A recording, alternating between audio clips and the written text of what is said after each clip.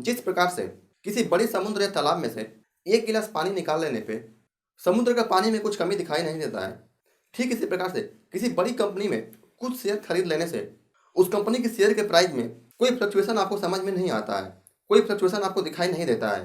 नमस्कार दोस्तों, मेरा नाम है सचिन। आज हम बात करने वाले हैं कि अंडर वैल्यूड शेयर कैसे आइडेंटिफाई करें। अक्सर हमसे कहा जाता है कि सस्ते शेयर खरीदना चाहिए, अंडर वैल्यूड शेयर खरीदना चाहिए। आप कैसे समझेंगे कि कोई शेयर अंडर प्राइस है या नहीं है? इसको हम 3 पॉइंट के बेस पे बात करेंगे। सबसे पहला point, price versus value. Price, अगर किसी कंपनी के शेयर में ज़्यादा खरीद बेच हो रही है तो उस कंपनी के शेयर के प्राइस में ज़्यादा फ्लक्चुएशन देखने को मिलता है। यानी कि आप कह सकते हैं कि किसी भी कंपनी के शेयर की प्राइस उस कंपनी के शेयर के डिमांड और सप्लाई पर निर्भर करती है। अगर किसी कंपनी के शेयर की डिमांड ज़्यादा है, यानी कि लोग ज़्यादा खरीदारी कर रहे हैं, तो उस कंडीशन में कंपनी के शेयर के प्राइस बढ़ जाते हैं। लेकिन यदि किसी कंपनी के शेयर के प्राइस ज़्यादा सेलिंग हो रही है, ज़्यादा लोग बेच रहे हैं, यानी कि सप्लाई ज़्यादा हो रही है, तो वहाँ पे शेयर के प्राइस गिरने लगते हैं।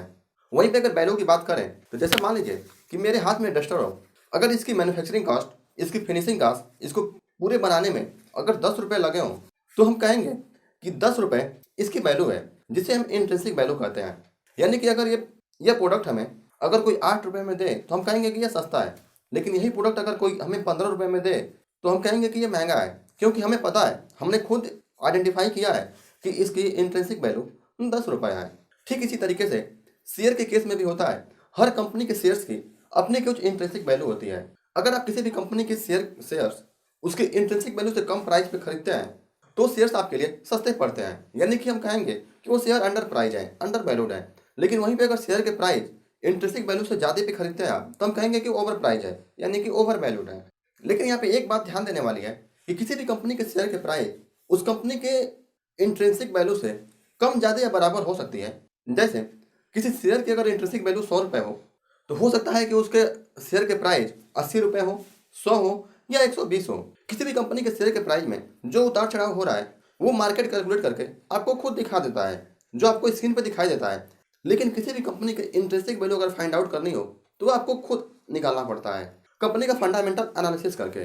दूसरा पॉइंट, अगर मान लीजिए कि आप किसी कंपनी के शेयर्स को आइडेंटिफाई करके खुद कैलकुलेट करके उसकी इंट्रिंसिक वैल्यू 1000 निकालते हैं, यानी कि 1000 रुपये निकालते हैं, और उस कंपनी के शेयर के प्राइस में ज़्यादा फ्लक्चुएशन हो रहा हो, तो यह एक तरह से आपके लिए अपॉर्चुनिटी है, क्योंकि जल्दी ही वो शेयर के प्राइस 1000 से नीचे आ जाएंगे। अगर वो कंपनी के शेयर के प्राइस अगर 800 रुपये हो जाए तो आपके लिए एक अपॉर्चुनिटी बन सकती है कि आप उस कंपनी के शेयर को खरीद सकते हैं। लेकिन यदि उस कंपनी के शेयर के प्राइस 1200 रुपये हो जाए, तो चूंकि आप इंट्रिंसिक वैल्यू उसका निकाल चुके हैं, तो आप ये समझते हैं कि वो शेयर आपके लिए नहीं है, क्योंकि वो शेयर महंगा है। तो इसलिए यहाँ भी आप कह सकते हैं the fluctuation in the share price are opportunity. अभी कोरोना के समय में हर कंपनियों के शेयर के प्राइस काफ़ी गिर गए थे, यह भी एक तरह की अपॉर्चुनिटी थी। रूल नंबर 3, किसी भी कंपनी के शेयर के प्राइस अपने इंट्रिंसिक वैल्यू को लॉन्ग टर्म में जरूर फॉलो करता है। जैसे मान लीजिए कि अगर किसी कंपनी की इंट्रिंसिक वैल्यू आप 1000 रुपये निकालते हैं और उस कंपनी के शेयर के प्राइस अगर 700 रुपये हो, तो लॉन्ग टर्म में अपने 1000 के पैटर्न को, यानी कि इंट्रिंसिक वैल्यू को फॉलो जरूर करेगा। मतलब उसके शेयर के प्राइस 1000 के आसपास जरूर जाएगा। लेकिन यदि किसी कंपनी के शेयर के प्राइस अगर 1500 रुपये हो और उसकी इंट्रिंसिक वैल्यू 1000 रुपये हो, तो उस कंपनी के शेयर के प्राइस लॉन्ग टर्म में गिर के 1500 से 1000 के आसपास जरूर आएगा। इसीलिए लॉन्ग टर्म में कोई भी कंपनी के शेयर के प्राइस अपने इंट्रिंसिक वैल्यू को ही फॉलो करता है। इसलिए जब भी लॉन्ग टर्म में इन्वेस्ट करने के लिए कहा जाता है, तो हमेशा कहा जाता है आपसे कि फंडामेंटल एनालिसिस करके ही इन्वेस्ट कीजिए। इसलिए आपसे हमेशा कहा जाता है कि इंट्रिंसिक वैल्यू फाइंड आउट करके ही आप उसमें इन्वेस्ट कीजिए। अगर किसी कंपनी के शेयर के प्राइस इंट्रिंसिक वैल्यू से कम हो, तो आप कहेंगे कि ये अंडर प्राइस है और आपके लिए एक अच्छी अपॉर्चुनिटी होगी शेयर को बाई करने के लिए। लेकिन वहीं पे अगर शेयर के प्राइस इंट्रिंसिक वैल्यू से ज़्यादा हो, तो वो शेयर महंगा पड़ता है। तो इन 3 पॉइंट के बेस पे आप कोई भी शेयर्स को अंडर प्राइस वैल्यू पे बाई कर सकते हैं। धन्यवाद।